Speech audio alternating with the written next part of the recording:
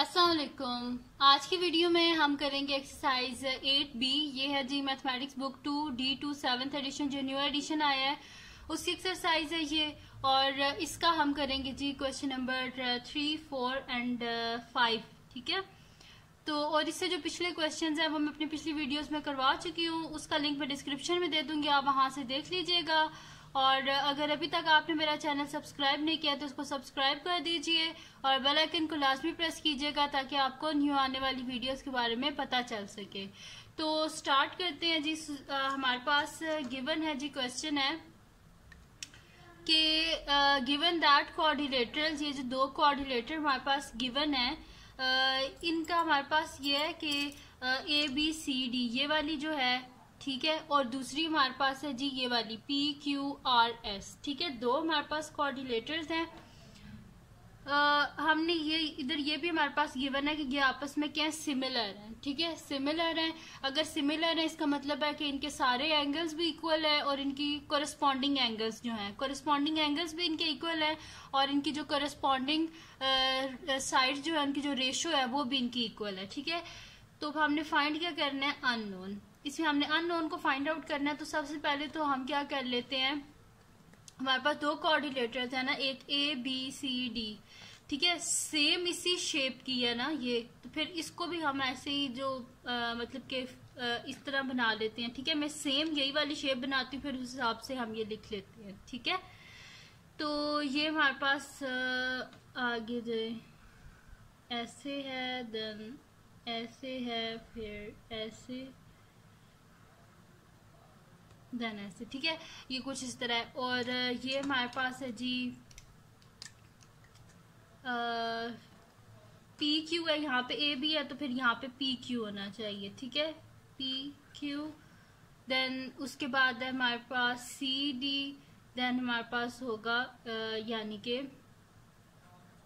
R, यहाँ पे होगा S। ठीक है, तो यहाँ पे क्या गिवन है कि P जो है वो क्या है हमारे पास X डिग्री, तो यहाँ पे P की जगह मैं लिख देती हूँ X डिग्री।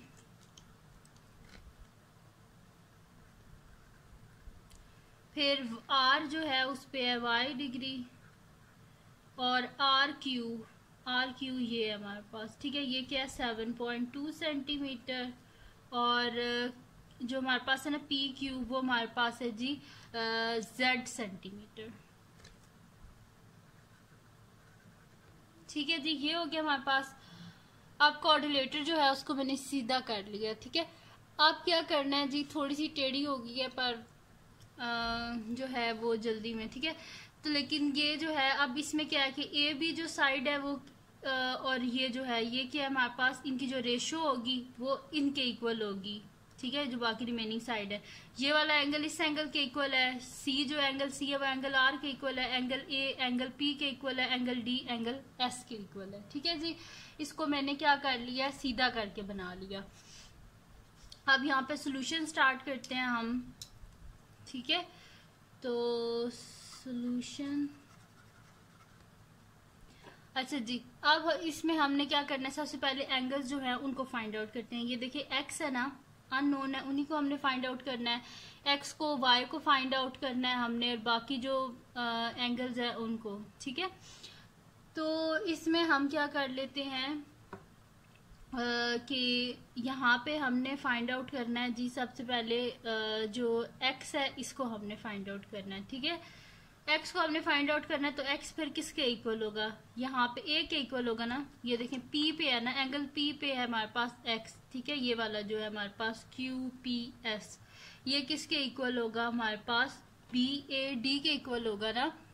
ठीक है, तो हम यहाँ पे लिख देते हैं कि जो ABCD है हमारे पास कोऑर्डिनेटेड है, ये किससे सिमिलर है, PQRS से, तो इनकी जो करस्पॉन्डिंग एंगल्स हैं वो भी क्या होंगे, इक्वल ही होंगे। ठीक है, तो मैं यहाँ पे लिख देती हूँ since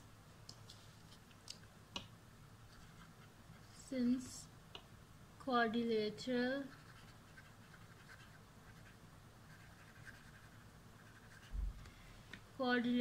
ABCD is similar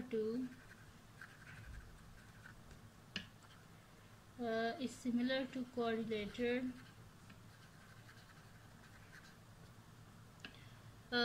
PQRS, ये दोनों सिमिलर हैं, देन ऑल द corresponding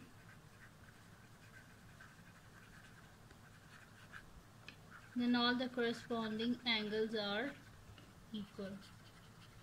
ठीक है, हमने क्या लिखा है कि अगर कोऑर्डिनेटर हमारे पास जो है ABCD है, ये वाली जो है ये ABCD अगर ये सिमिलर है PQRS के, तो इसका मतलब है कि इनके ये जो एंगल्स हैं ये आपस में क्या होंगे, फिर इक्वल होंगे। ठीक है, तो फिर हमारे पास ये जो है x डिग्री है, ये हमारे पास क्या है, QPS है ना, ये QPS है। ठीक है, तो हम यहाँ पे लिखते हैं कि x degree is equals to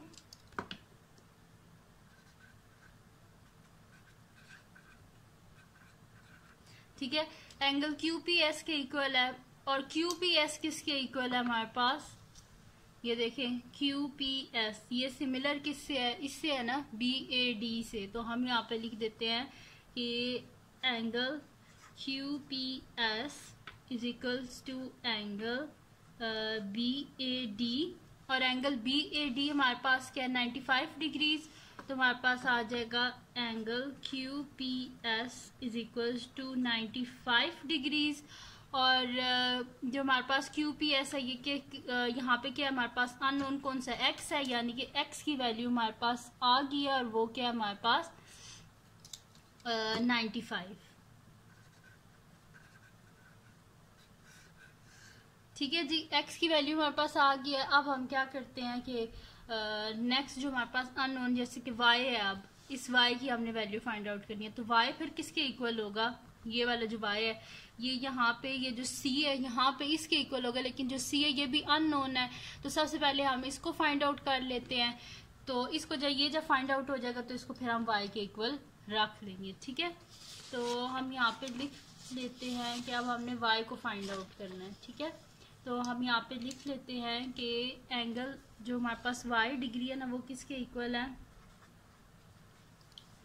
यहाँ से देखें y डिग्री जी हमारे पास इक्वल है QRS। ये अगर एंगल देखें तो कहाँ पे, ये दोनों लाइन यहाँ पे टच हो रही है, ये जो वर्टेक्स है। ठीक है, तो ये एंगल क्या बन रहा है QRS। ठीक है, तो y डिग्री हमारे पास इक्वल है जी एंगल QRS के। ठीक है, और QRS किसके इक्वल है हमारे पास BCD, ये वाला जो एंगल है इसके इक्वल है। ठीक है, तो हम यहाँ पे लिख देते हैं QRS is equals to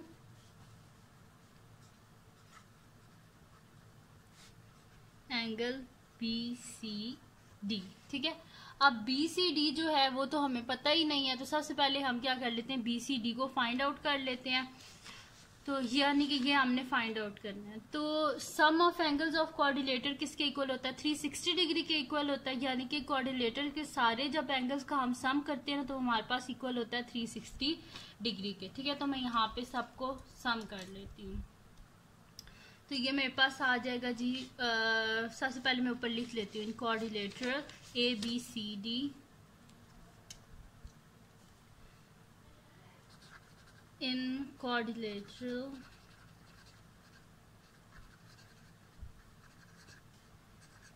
ABCD हमारे पास क्या है जी 95 डिग्री, इसके सारे एंगल्स लिख लें 95 डिग्री। फिर जी हमारे पास है 108 डिग्री प्लस 105 डिग्री प्लस ये जो अननोन है हमारे पास BCD, ये सब किसके इक्वल आ जाएगा 180 डिग्री के, सॉरी 360 के, क्योंकि ये कोऑर्डिनेटरल है 360 डिग्री। ठीक है, तो हम यहाँ पे लिख देते हैं कि रीजन इसका लिख देते हैं कि ये एंगल सम ऑफ, यानी कि sum of all angles of coordinator है, इस वजह से ये 360 डिग्री के इक्वल है, angle sum of coordinator.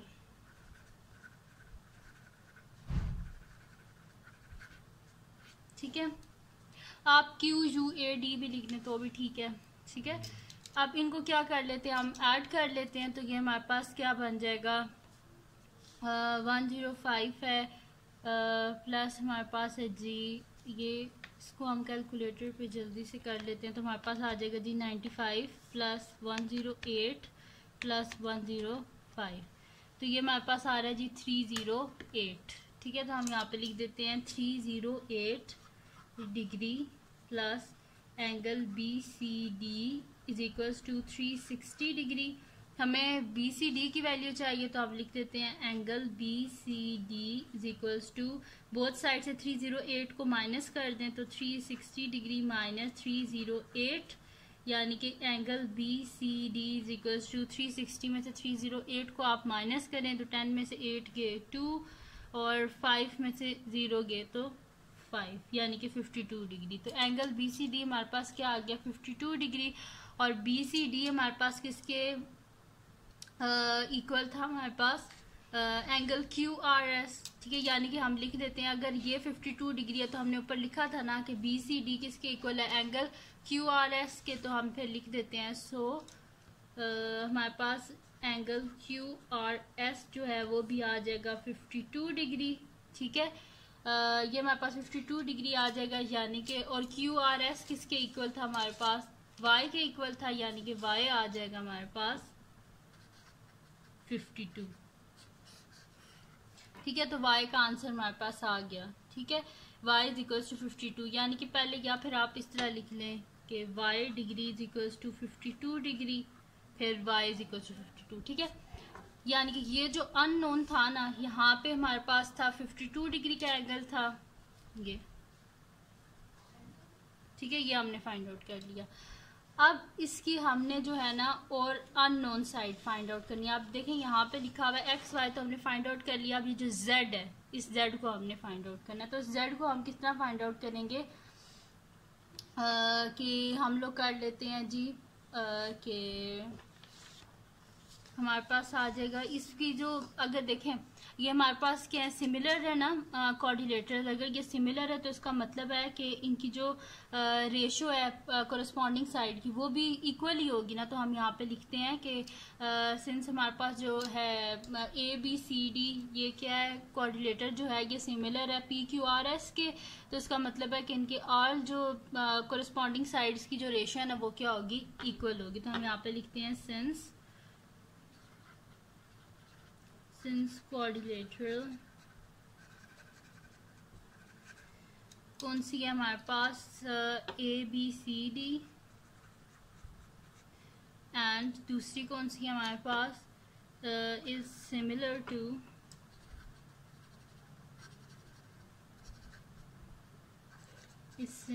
To quadrilateral. Similar किसके है ये PQRS के। ठीक है, तो फिर क्या हो जाएगा कि इनकी जो हमारे पास है ना रेशियो कोरस्पॉन्डिंग साइड की वो भी इक्वल हो जाएंगी। Then all the ratio of corresponding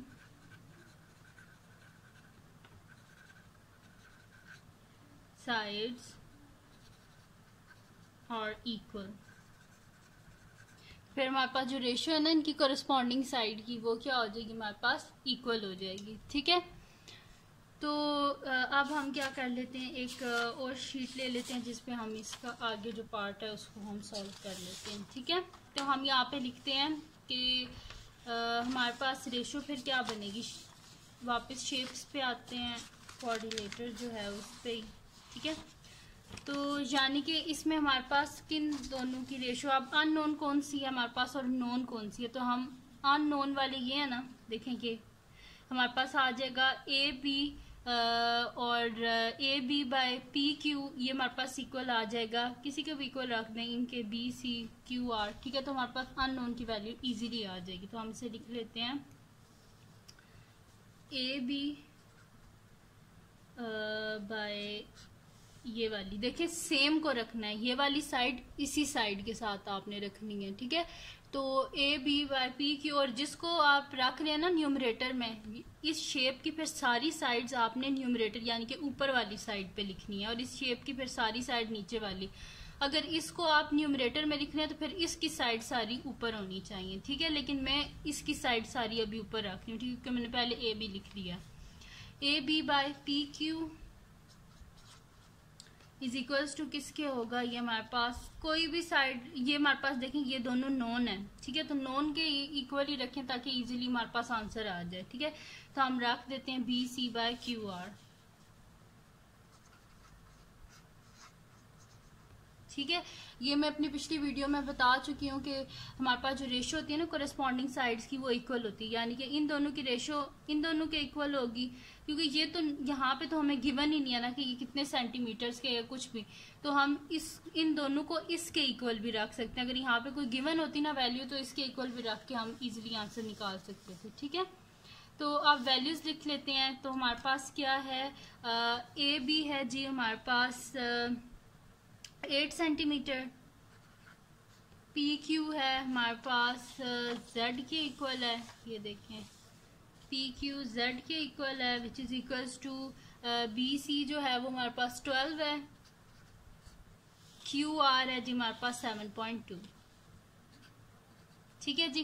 cross multiply कर लें तो हमारे पास क्या आ जाएगा जी, 12z, इनको मल्टीप्लाई करें तो हमारे पास आएगा 12z is equals to 7.2 multiply by 8, 12z is equals to, इनको मल्टीप्लाई करें तो ये हमारे पास आ जाएगा 7.2 को मल्टीप्लाई कर लेते हैं 8 से, तो ये हमारे पास आ रहा है जी 57.6, ठीक है। ये आ गया 57.6 आ गया, बोथ साइड पे 12 से डिवाइड कर दें तो ये कैंसिल आउट हो गई, यानी कि z इज इक्वल्स टू हमारे पास आ जाएगा 57.6 है, इसको डिवाइड कर देते हैं हम 12 से, तो ये हमारे पास जी आंसर आ रहा है 4.8, ठीक है। यानी कि z का आंसर क्या आ गया हमारे पास 4.8, ठीक है। तो अब सोल्यूशन क्या आया हमारे पास, सब वैल्यूज को मैं एंड पे लिख देती हूँ,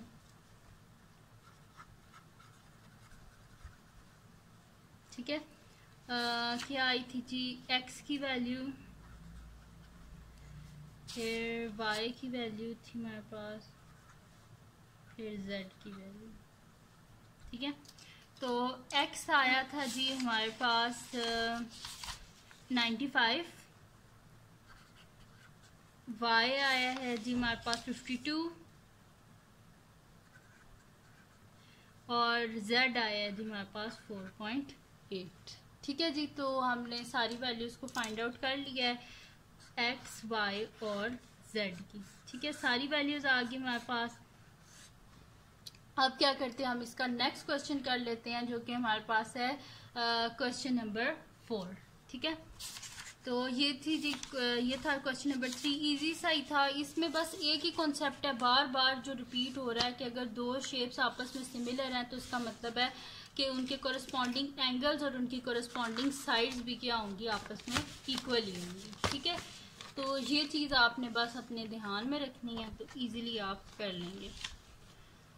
अब जी क्वेश्चन नंबर 4 है हमारे पास के 2 सिमिलर वाटर बॉटल्स हैं, ठीक है, आर शोन इन फिगर, हमारे पास है वाटर बॉटल गिवन है, ठीक है।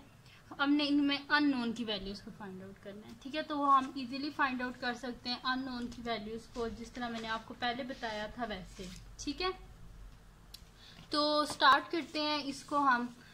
तो इसमें भी हम वैसे ही करेंगे कि जिस तरह मैंने पहले कराया था ना, कि अगर हमारे पास दो जो हैं वो शेप्स जो हैं कोई भी गिवन है, ठीक है, अगर वो आपस में सिमिलर है तो इसका मतलब है इनकी जो रेशियो है कोरस्पॉन्डिंग साइड की वो भी क्या होगी, हमारे पास इक्वल होगी। तो इसमें भी हम वही रीजन लिख लेते हैं कि हमारे पास दो बोतल जो है वो सिमिलर है, तो इसका मतलब है कि इनकी जो रेशियो है कोरस्पॉन्डिंग साइड्स की वो भी क्या होगी, इक्वल ही होगी। तो हम यहाँ पे लिखते हैं सिंस, सोल्यूशन में लिखते हैं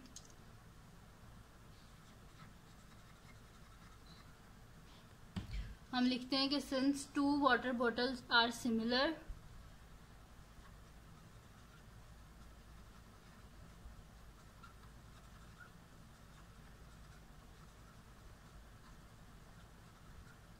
since 2 water bottles are similar, then all the ratios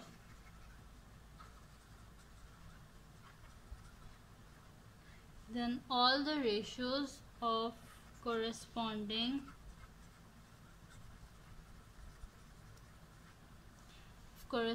sides are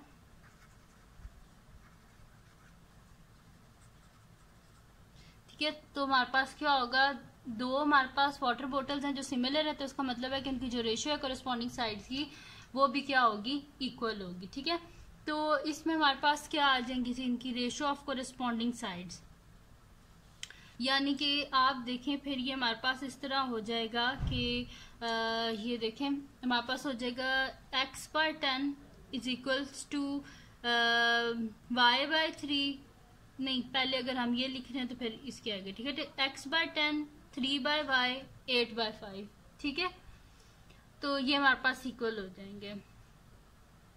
तो इसको स्टार्ट करते हैं हम।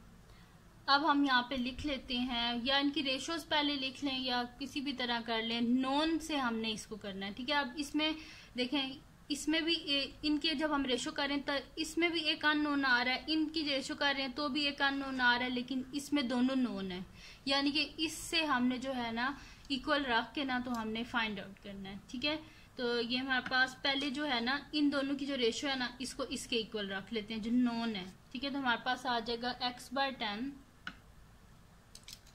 हम लिख लेते हैं जी x/10 इज इक्वल्स टू, ये देखें x/10 इज इक्वल्स टू 8/5। ठीक है,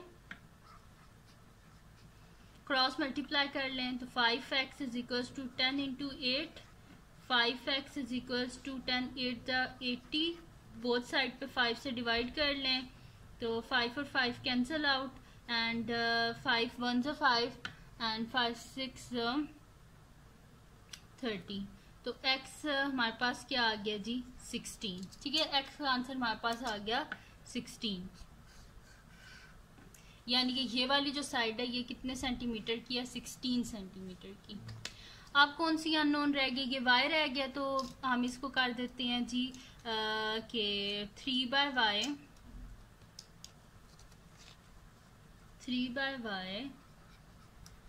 इज इक्वल्स टू 8/5।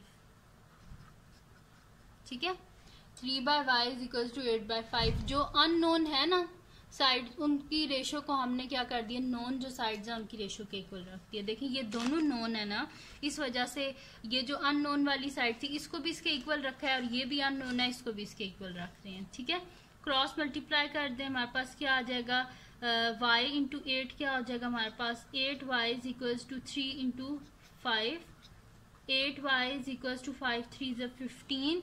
ठीक है, बोथ साइड पे 8 से डिवाइड कर दें तो y इज इक्वल्स टू 15 को हम 8 से डिवाइड कर देते हैं, 15 डिवाइडेड बाय 8, तो ये जी हमारे पास आ रहा है 1.875, 1.875। ठीक है, तो y का भी आंसर हमारे पास आ गया है और वो आया है जी 1.875। ठीक है, दो अननोन थे, दोनों की वैल्यू हमने फाइंड आउट कर ली, x की आई है 16 और y की आई है हमारे पास 1.875। अब जी इसका नेक्स्ट क्वेश्चन करते हैं जो कि हमारे पास है क्वेश्चन नंबर 5। उसके लिए नेक्स्ट शीट ले लेते हैं और उस पर हम करते हैं अपना नेक्स्ट क्वेश्चन। तो नेक्स्ट क्वेश्चन है जी 5। अच्छा, इसमें हमारे पास क्या गिवन है कि हमारे पास इसमें ना टॉय हाउसेस गिवन है। ठीक है, और इसमें हमने क्या करना है, फाइंड आउट करना है इनकी जो अननोन हमारे पास साइड्स हैं उनको फाइंड आउट करना है। ठीक है, तो हम यहाँ पे लिख लेते हैं कि सिंस इसमें अननोन क्या हमारे पास है कि x अननोन है हमारे पास, y अननोन है, z अननोन है, 3 चीजें हैं जो अननोन है, इनको फाइंड आउट हमने करना है। ठीक है, तो हम यहाँ पे लिख देते हैं कि हमारे पास गिवन है कि ये दोनों हाउसेस क्या है, सिमिलर हैं। अगर ये सिमिलर हैं इसका मतलब क्या है कि इनकी जो करस्पॉन्डिंग जो है ना, तो इनके सारे एंगल्स भी इक्वल होंगे और इनकी जो रेशियो है करस्पॉन्डिंग साइड्स की वो भी हमारे पास क्या होंगी, इक्वल होंगी। ठीक है, तो सोल्यूशन स्टार्ट करते हैं और रीजन लाजमी लिखा करें, इससे आपका अच्छा इम्पैक्ट पड़ता है। ठीक है, तो सोल्यूशन स्टार्ट करते हैं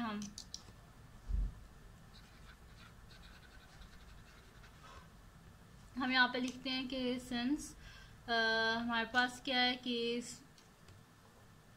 हमारे पास जो हाउसेज हैं ये सिमिलर हैं, तो हम यहाँ पे लिखते हैं since the toy houses are similar then all the corresponding angles are equal and all the ratio of corresponding sides are also equal. ठीक है, तो यहाँ पे लिख देते हैं since the toy houses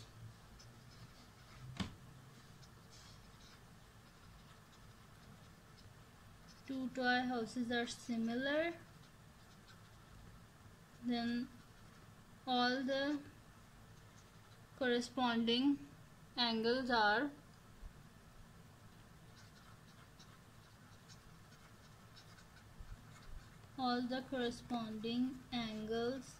are equal and the ratio of all the ratios of corresponding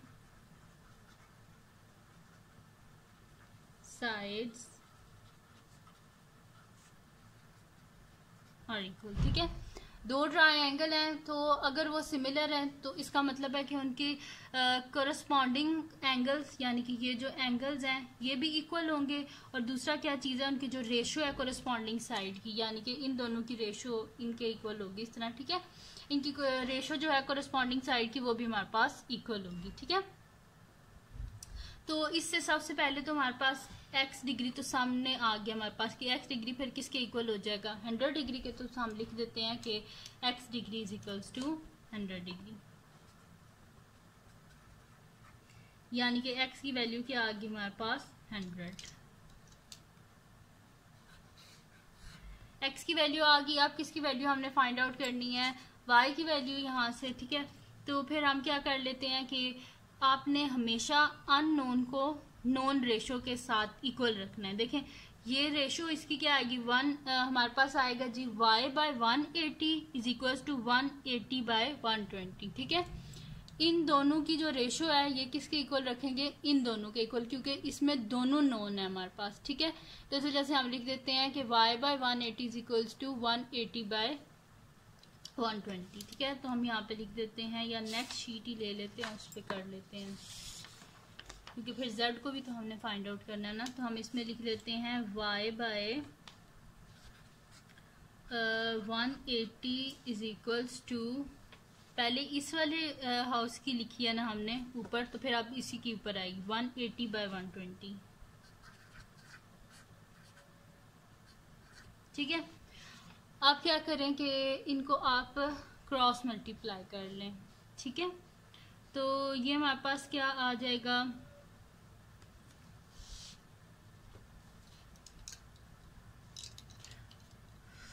इसको multiply कर लेते हैं तो ये हमारे पास आ जाएगा जी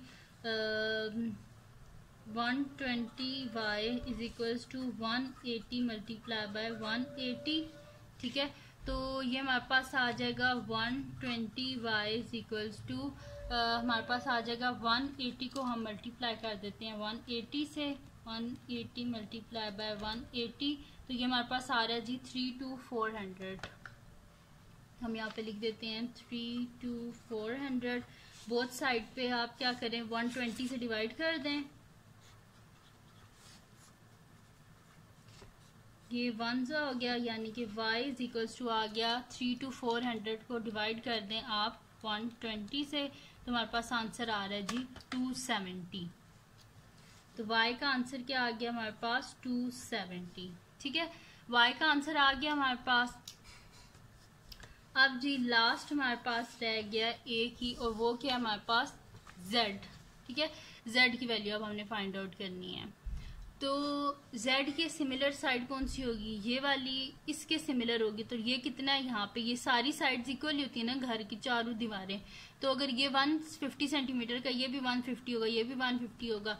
तो हम यहाँ पे इस वजह से z जो है हम लिख देते हैं z बाय 150, और नॉन साइड क्या है हमारे पास ये, तो 120 बाय 180 हो जाएगा। ठीक है, इस तरह लिख लें आप, या फिर जो है ना बेशक किसी जो हाउस है इसको बेशक आप ऊपर रख लें। ठीक है, तो हमारे पास आ जाएगा जी 150 by z is equals to 180 by 120।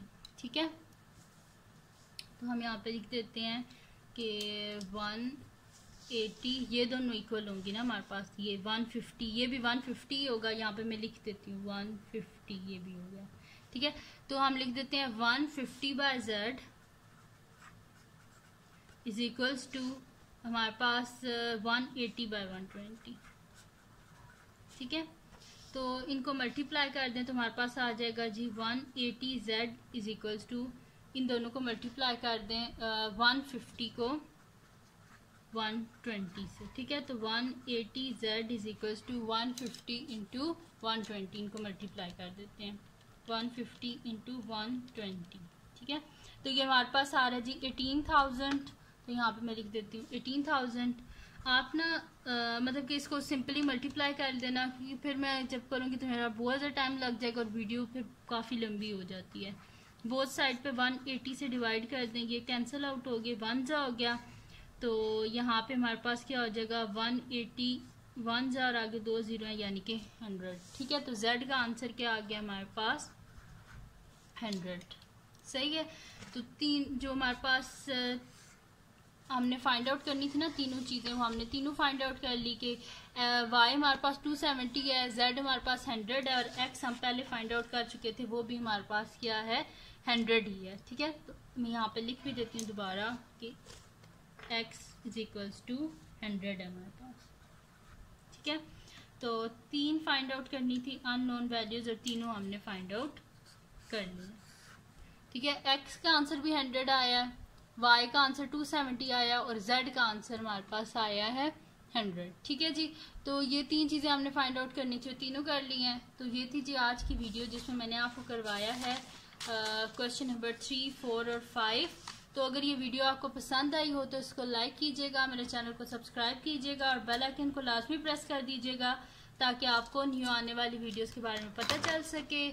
और अपने फ्रेंड्स के साथ भी इस वीडियो को शेयर कीजिएगा और उनको भी बोलेगा वो सब्सक्राइब कर दें और दुआओं में याद रखिएगा। अल्लाह हाफिज़।